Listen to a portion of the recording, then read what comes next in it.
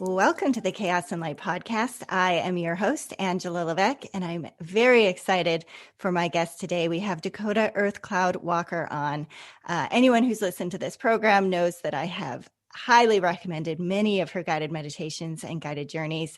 So I was so excited to be able to have her on. Just before we get there, just a reminder that the Chaos and Light podcast is part of the Chaos and Light community, a community for spiritual seekers to share, inspire, connect, and lead groups. If you are on Facebook and you think, wow, I don't enjoy that anymore, well, bring your group over, your tribe, and have them join us at the Chaos and Light community and interact with other people who are into high-minded and open-hearted conversations.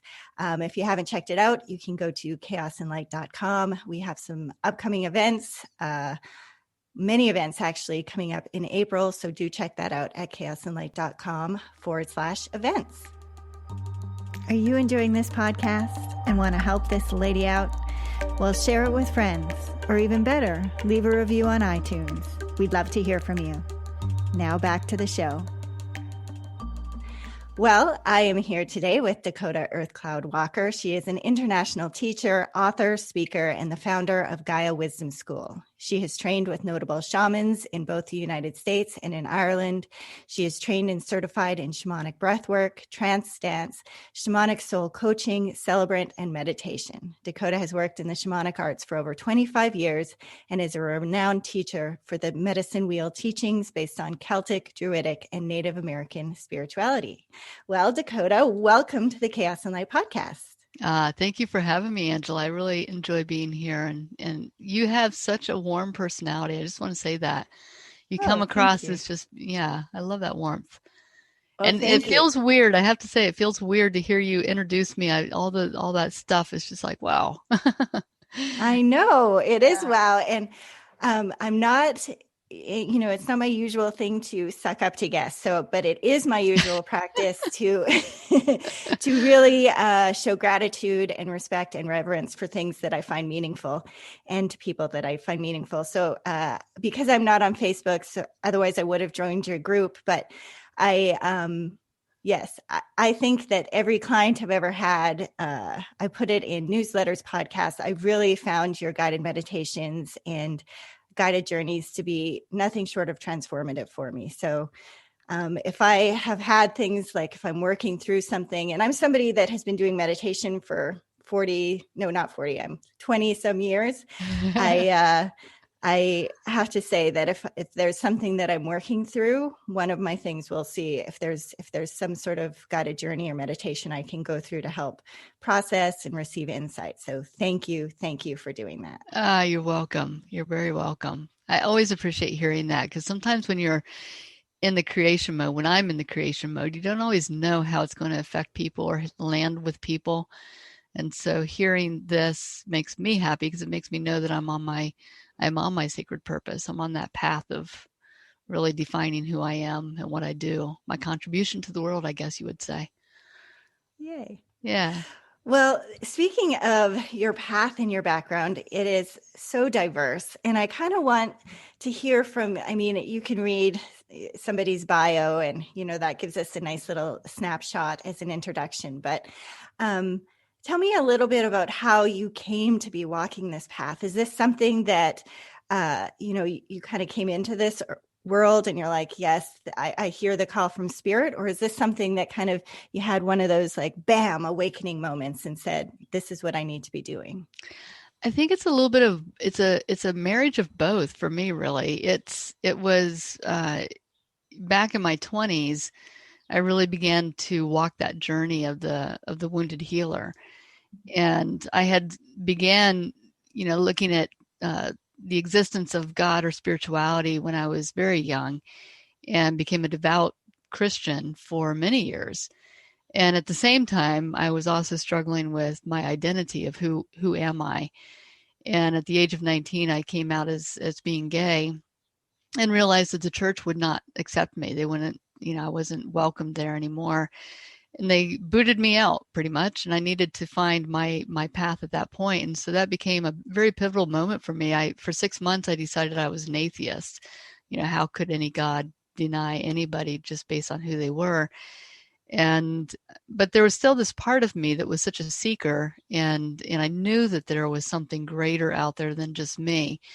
And so I began searching what other religions or spiritual paths meant, and I landed with the Native American community here in Ohio and started doing some powwows and some work with them, and just I really resonated with what they encapsulated in their teachings.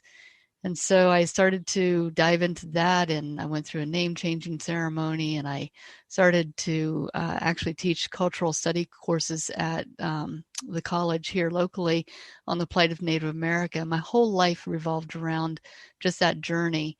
And then that just kind of evolutionized. Is that a word? I think I might have made up a new word.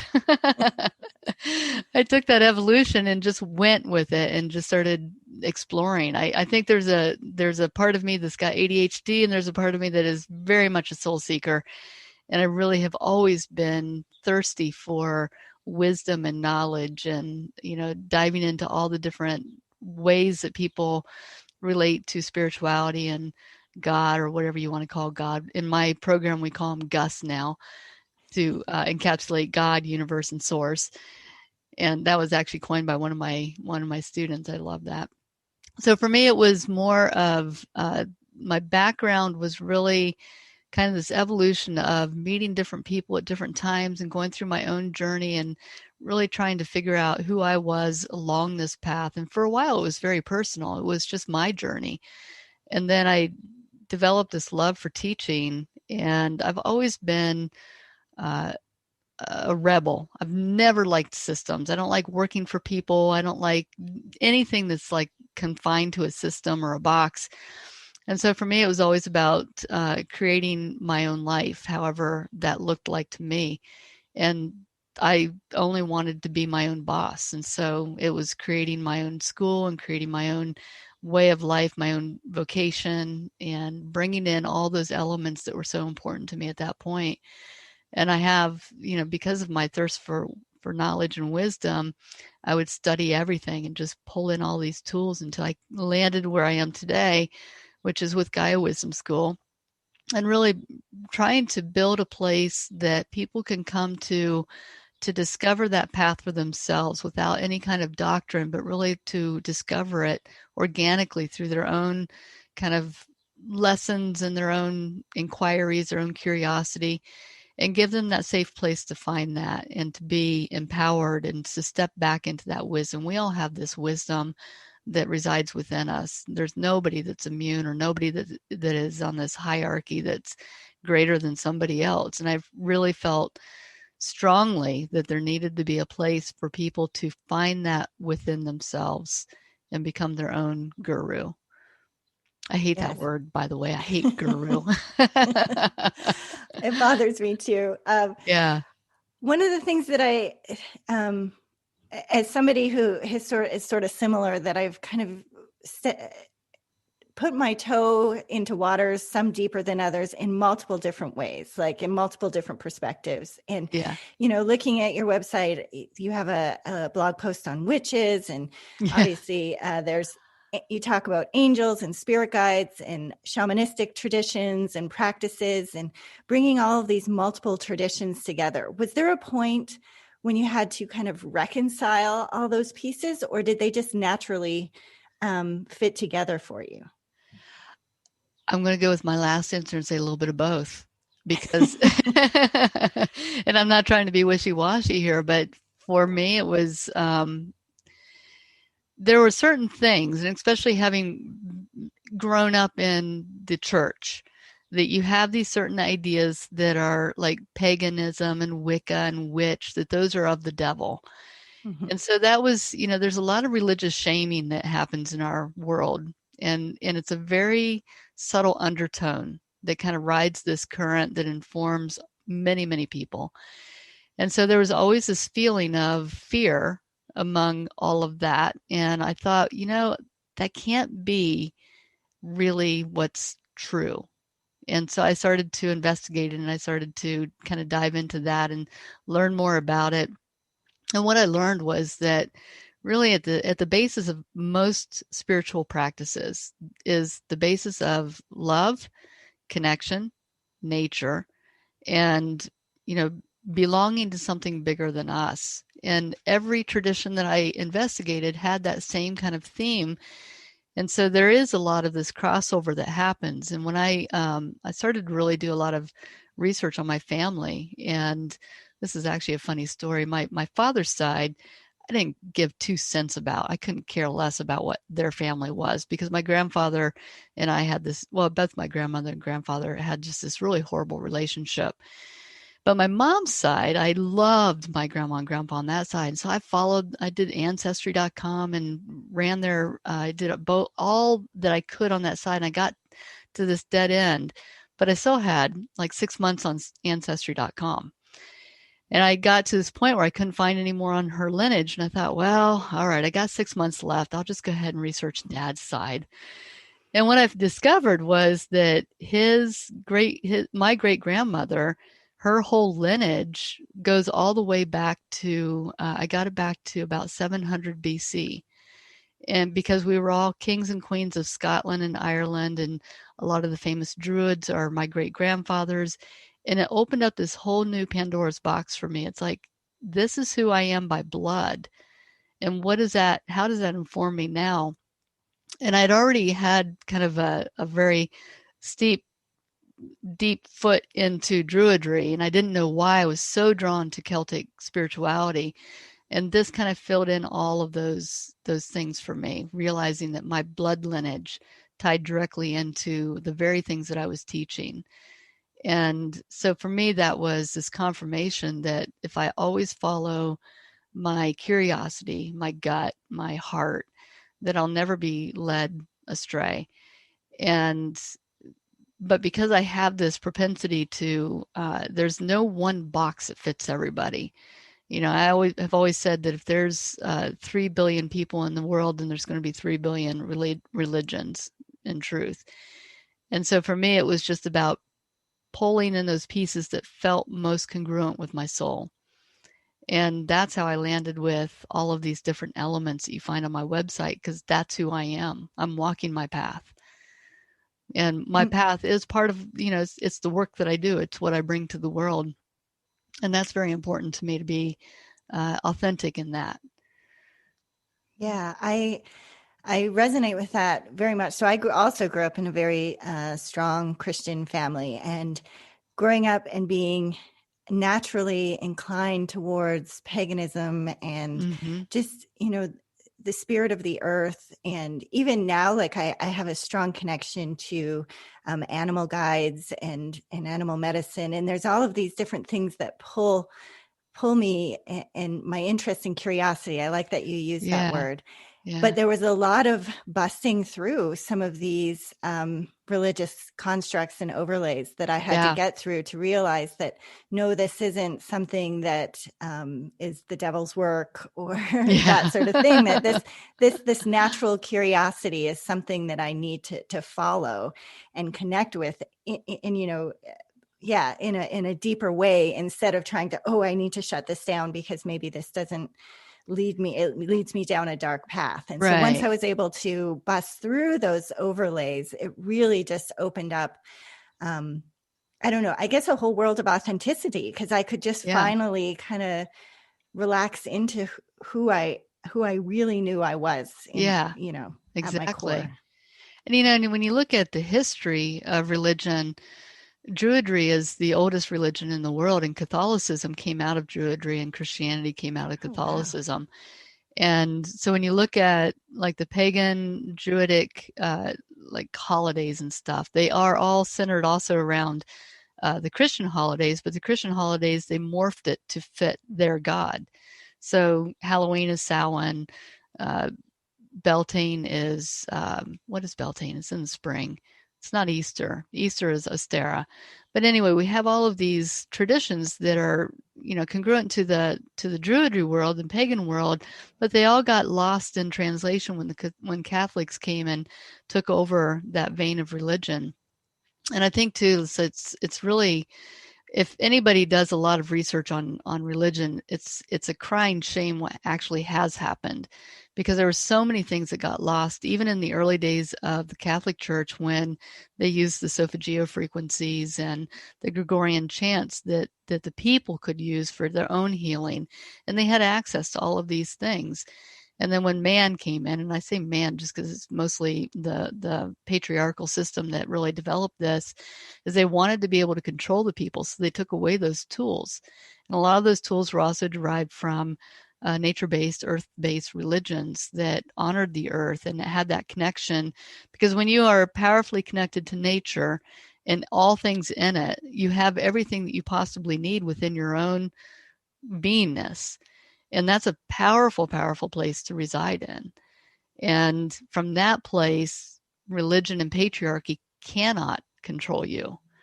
And I think that's the moment that we got lost in that as we kind of developed forward. And then for thousands of years, Christianity and Catholicism dominated the airwaves, and that those older religions just kind of went to the wayside. And then through great marketing, burn the witches, they're evil. And, they were herbalist doctors. They conjured up with nature. They worked with nature, beautifully. And so I think that, I hope anyway, going forward, that we have this arena where we can do a lot of healing for the religious undertones that have happened, where it's stripped away the power of the people, and come back to that. And I see that in my work. I see more and more people gravitating towards shamanism or to the medicine wheel, which is what I teach predominantly, and really harnessing that power for themselves again for the first time, and their lives are changing. It's beautiful to witness. I love that part of my work. Well, I think this is a good segue. I wanted to talk with you about ritual, because for me, ritual is one of those things that really does, it connects me to those parts of myself. Yeah. And you were talking about, the witches being herbalists. Like, I've always been drawn to making my own like balms and salves and tinctures and, those sorts of things. And I realized in the making of those, that in itself was was ritual. Yeah. I even, when I get ready for recording a podcast, I create a little sacred space. I have a little ritual that I do in order to just hold space and try and connect as well and as clearly as I can with the person I'm speaking to. So I wanted to have you explain first, if you were to explain what a ritual is to a beginner, and then maybe share some ways that we can invite more ritual into our lives.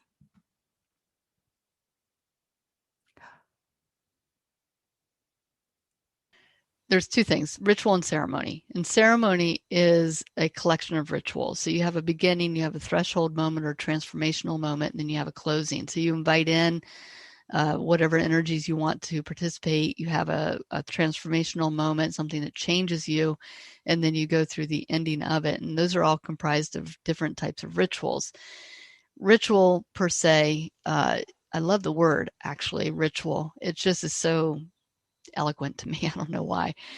But ritual is something that really ties us back into our soul force, our soul essence. And when we perform ritual, we're connecting back to that greater source of everything. So, I believe in the whole thing of oneness, where we're all connected to that oversoul. We're all connected to that great source. And ritual brings you back to that place. It tethers you into the Mother Earth, into that place of source. So it's utilizing, in shamanic terms, it would be like the axis mundi, the world tree, where we have that connection to Father Sky. We also have the connection to Mother Earth, and we're the conduit that connects those two. Ritual is what opens up that gateway for us. And what I teach mostly in my work too is, how do you integrate our spiritual lives into the everyday? Because what most people do is I'm going to spend 20 minutes, I'm going to do a meditation, or I'm going to create some sacred space, and then I'm going to go feed the kids, and then I'm going to go clean the house and go to work and pick up groceries and all of this stuff. And so 90% of our life is done everything else. And then we do like 10% of our spiritual work. Ritual is one of those things, though, that we can bring into our everyday living and create those moments of sacredness, even when we're feeding the kids, or we're, reconciling our checkbook, or whatever it might be, paying bills. And so it's finding ways to implement ritual in those ordinary moments. For me, it's like when I'm brushing my teeth, I'm thinking about what clear communication can I have today? What do I need to speak? What would my authentic voice sound like? Or what did I say that I need to cleanse myself of? Like if I was being in a place of gossip or anger or something like that.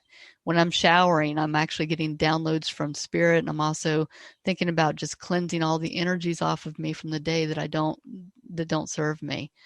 When I'm paying for groceries or bills, it's the ritual of I don't do this anymore because I don't use cash as much, but I used to fold my money over to make it tenfold or threefold or whatever that would come back to me. So I try to create rituals in all of these different ways of my life so that no matter where I am or what I'm doing, I've got some kind of tangible moment that I can connect back in and remember that this walk through life isn't meant to be mindless. It's meant to be mindful. And it doesn't just happen on the meditation mat or in that sacred space that you've created or on that beautiful hike out in the middle of nowhere. Because the truth is we don't have time for all of that, in abundance. So for me, ritual is a necessary part of the day, just like brushing your teeth. And without it, I feel like people get cut off. They lose that connection too easily. I don't know. I love that. So in the two examples that I gave you, would you describe that as ritual or would you describe that as ceremony? Good question. What I would say is, like, let's just do with your ritual before you do a podcast. Do you do something after the podcast? Yes. Okay. I do. I close. So that would be ceremony. That would be ceremony. So you opened up the space. This is your transformational moment right now, the interview or the threshold, and then you close it out at the end. And that's a beautiful ceremony to create for the work that you're doing, because then you're bringing in that sacredness to the very work that you do, which by nature is sacred, but you're making it even more. You're inviting in that energy. And I would probably say when I'm making, a salve or a balm or something like that, that would be more ritual, because although I'm doing it very mindfully, I'm not opening space right. And yes. Yeah. But I love what you said. One of the things that I do when I'm out, I use the wind a lot as a way to clear my field. And I just think about that. I'm like, okay, what do I need to release in this moment? And then I thank the wind for moving through me and helping me move that stuff out. So that in your description would be just a little ritual. Me taking a moment to connect, having that awareness and letting it move through. Yeah. And sometimes, people make it into being this big thing that you have to do. I have to get out my candles. I've got to get out my sage. I got to smudge myself. Got to do all this. But like before we got on here, I cleaned my space so that I would have clear head, and also so nothing would show in the background. And then I also I opened up the window because I wanted to have fresh air. Since you're talking about the wind element, I wanted that clarity. Air element brings a lot of clarity and clearing and perspective. And I wanted to have that element assist me while I'm talking to you today. And that's just as simple as opening up the window. There's no really big science behind it, except the intention is there. The intention was to have the wind as, clarity. And I also bought this beautiful wind chime that sits outside my window too. And sometimes when it rings now, it reminds me of just that, the air element usually calls in that clearing, but it also can call in your guides. So sometimes I feel like when it's dinging, I feel my guides nearby. Yes. Yeah. So it can be very simple. I like that you said that, because I know that lots of people, yes. And this is something when I first started diving into my spirituality, that I needed all of these tools. I needed to have my crystals, and I needed to have my candle, and I need, have all of these things. And then I realized that, that is great and it has its purpose, but walking through life, we want to just be able to have those connections there with us. And like you said, and all it takes is intent. We don't need a lot of tools for that. No, I think people get too caught up in the tools, and As soon as they want to walk the shamanic path, the first thing they do is go out and buy a shaman drum and get the rattle, and they get all the stuff. And that's not what makes you a shaman. It's not, or walk the shamanic path. It's really in my mind, the tools come to you. You don't go out and acquire them. They always, like, everything that I have has come to me from someone, or by just being in the right place at the right time. Very seldom will I actually go out and buy something for that purpose. But the tools are nice, but really all of that resides within you. Yes, I agree. Well, I want to shift to something. This is when I have a lot of spiritual teachers on the program, I like to ask this question. So many, pardon me, perspectives claim that we're moving into a new phase, or we're birthing something new. And I was just wondering, like, what the heck do you think is going on right now? Is this something special? It seems extra chaotic and tumultuous. So do you think we are in this process of birthing something? Yes, absolutely. I think that there's no doubt about it. And, especially when I look at it from the shamanic lens, in the shamanic world, light and dark coexist simultaneously, and they're both equally important.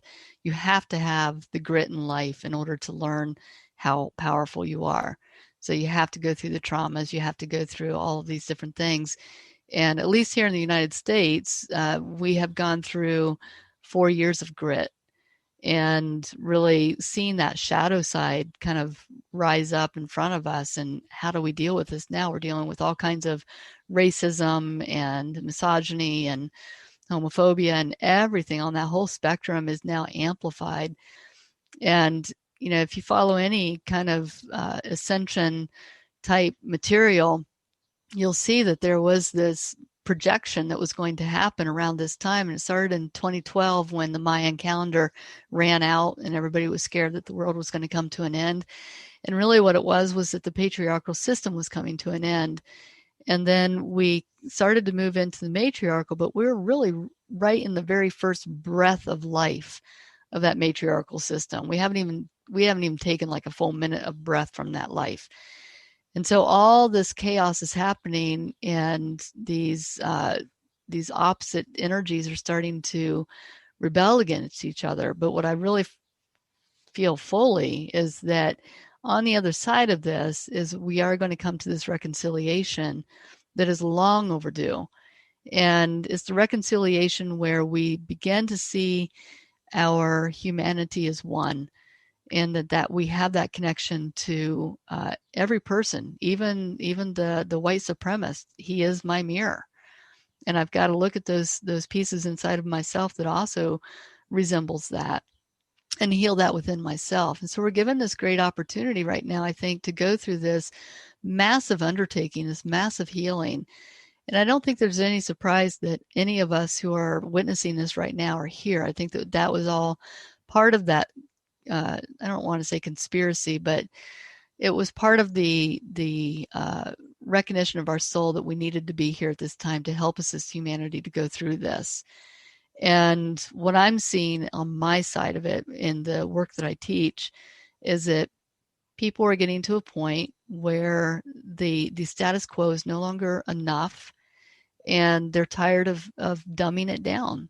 They want to be the powerful person that they came here to be and to make significant change. And they're making changes in their life to become more congruent with who they are at that deeper level. And when you do that, you start to ripple out into the world around you. People always think that we have to change everybody else, but really all you have to do is change yourself. And then that becomes that momentum force that goes out into the world and just kind of ripples out into everybody. You give everybody permission to be absolutely 1000% who they are. And even those who are racist, misogynistic, and all of that, I think deep down, if you really got to the core of it, they're wounded healers also. I agree. Yeah. I think it's really interesting that, because I agree with you on this idea that of that ripple. And if we do our our inner work, and we kind of step into our path and hear our call from spirit and all of that.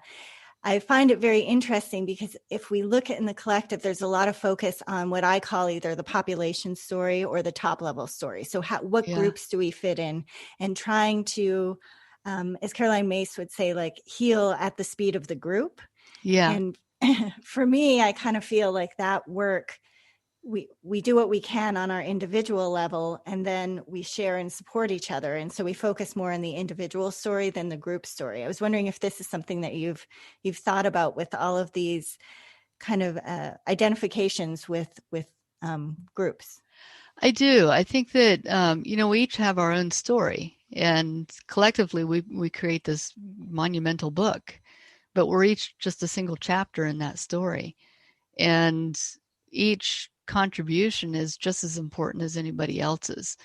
And I do think that there's like, you got the whole archetypal myth and the myth story and the hero's journey and all of these things that kind of depict that storyline for each of us, but, spoken in a slightly different way. My hero's journey is going to be much different than yours, but they're both equally important. We arrive at that same place through our own lenses, through our own filters, through our own experiences, but we still arrive at that same similar place. And I feel like I think that's kind of what we are in the midst of doing now. We're all uncovering our stories right now. Who am I? Why am I here? What is my contribution to the world? What do I need to overcome to get to that place? And for so long, I think, and especially when you look at how we've kind of put people into boxes and roles and labels, that we have kind of defined people before they've ever defined themselves. And so women, as an example, we, for I don't know how long now, have been subservient. We make less. We're not seen as equal. I just saw this card game that's being developed by this teenage girl. Absolutely brilliant. She's taken a regular card deck, and she decided that she didn't like that the king was more powerful than the queen, so she made them equal. And then she decided she wasn't happy that they were just white people, so she diversified the deck, and now there's every ethnicity in there. And I think that's a great example of how, and especially our youth, are kind of changing that storyline so that we can feel the story fit us in a more congruent way. For so long, it's like I never fit into this box or this box or this box. And at the end of the day, it's like, well, I don't fit into any box, so who am I? And feeling a little bit left out. And with where we're heading now, I don't feel that anymore. I feel like my story is just as important as yours, is as important as anybody else's, Carolyn Myss, whoever. And that as we uncover or recover some of this, then we begin to see that whole big perspective again. That's the East direction energy if we're talking about the medicine wheel. Going up there into that upper echelon and looking down and saying, all right, now I can see all these game pieces at play. And this one's mine. And I fit right here. And without my being right here where I need to go, these other pieces will never lock in. We'll never see the whole picture. I don't know if that makes sense or not, but no, it absolutely does. I will say for myself that one of the most concerning pieces about this time is our impact on our environment. And this is really hard for me. Like I dealing with anxiety and fear, and I have a lot of tools for those sorts of things. And then when it comes to thinking about our environment and what the devastation and the exploitation of it and the animals, like even just talking about it, it makes me upset and teary. And how do we, do you have a perspective on not only just being better stewards of Mother Earth, but does she need our protection as much as I feel that she does? I think we need protection from ourselves. Okay. I think Mother Earth is resilient. She is incredibly powerful. I mean, humans cannot withstand the power of Mother Earth, tornadoes, earthquakes, all of it. She's got power, and she will rumble and she will take care of herself. At the end of the day, she will outlast all of us. And there may be scars, and there might be, things that it will take longer to recover from, but we will end up killing ourselves. I think we are on the verge of extinction, humans, because we can't get our heads out of our butt, to be quite honest. And at this day and age, it baffles me why people still litter and do some of these really stupid things that we know are just unconscious thinking. And that's what it is. It's unconscious thinking. But she will take care of herself, and she will boot us out when enough is enough. It's just like any good mother. You're out of here. You're on timeout. And I don't worry so much about Mother Earth, but I do worry about humanity. I think that we are leaving our children uh, an uphill battle of how do we live in an environment that we've destroyed. And it's more about saving humanity than it is saving the earth. I don't know that there's, aside from Father Sky, I don't know that there's anything more powerful than Mother Earth. And you see, her rumbling in different places. And this will sound really far-fetched for probably a lot of people, but I feel like COVID is an illness that has been created. I don't know if it's man-made or if it's whatever. It doesn't really matter at this point, but I feel like that was a reset button for Earth, because we've already seen certain things start to heal just in a year of quarantine, where humans weren't out there just bruising her all over the place, and animals starting to come back and things like that. And it's a reminder to me that she's going to be okay. We're probably not going to be. So how do we deal with that level of, with that knowledge, that anxiety?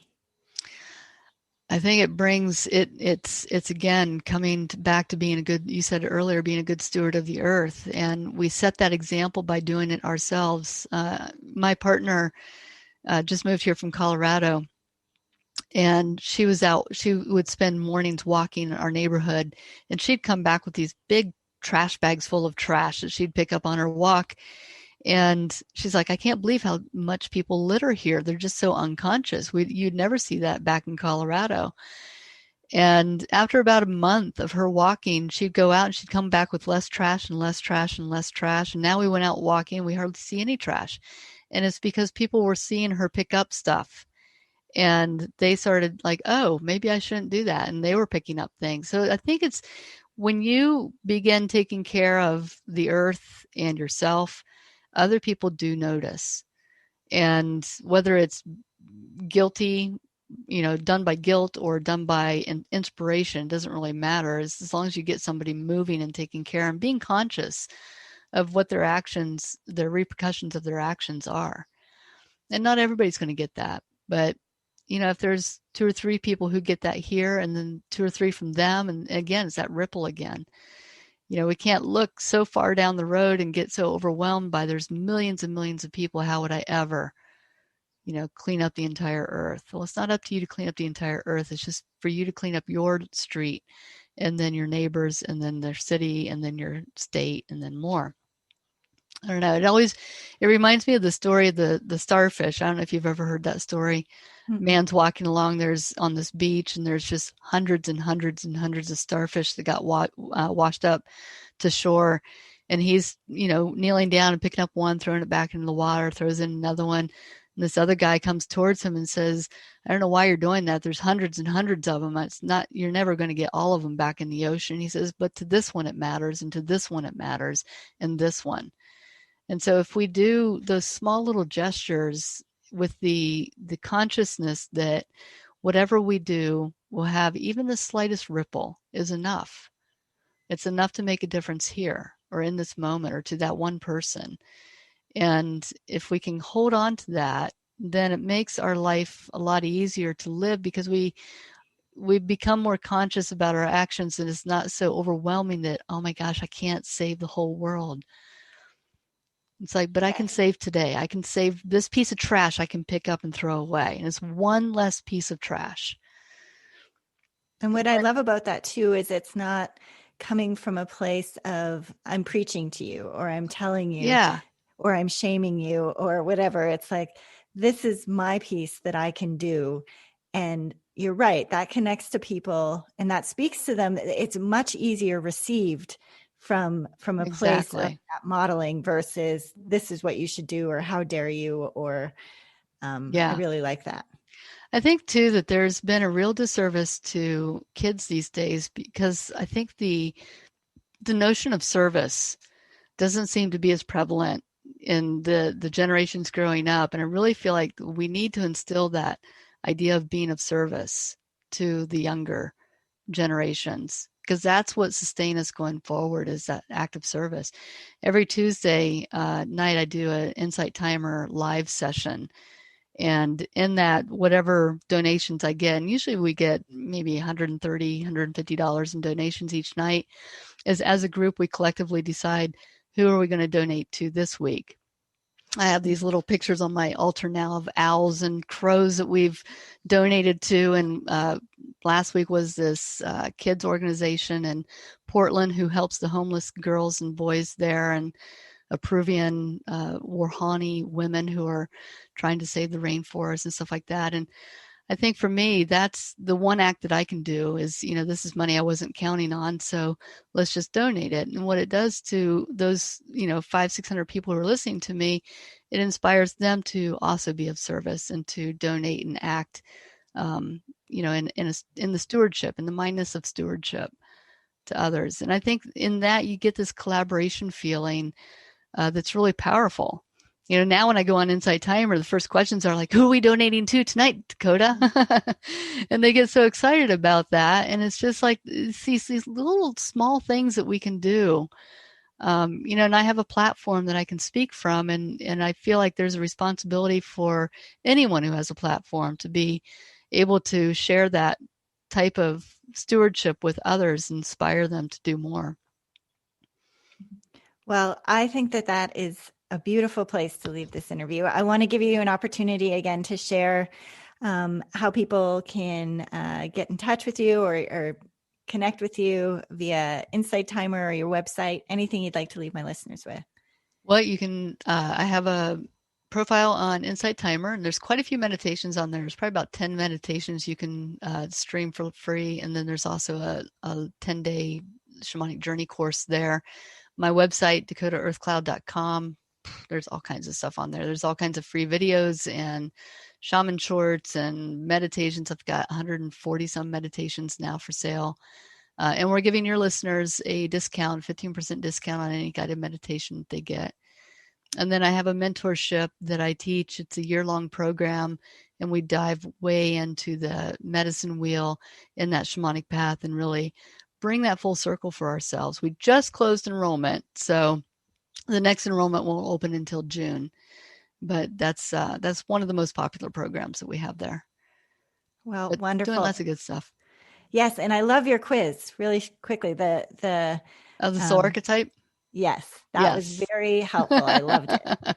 It's usually pretty spot on, and those are according to the medicine wheel. And when you start digging into the medicine wheel, man, it's powerful stuff.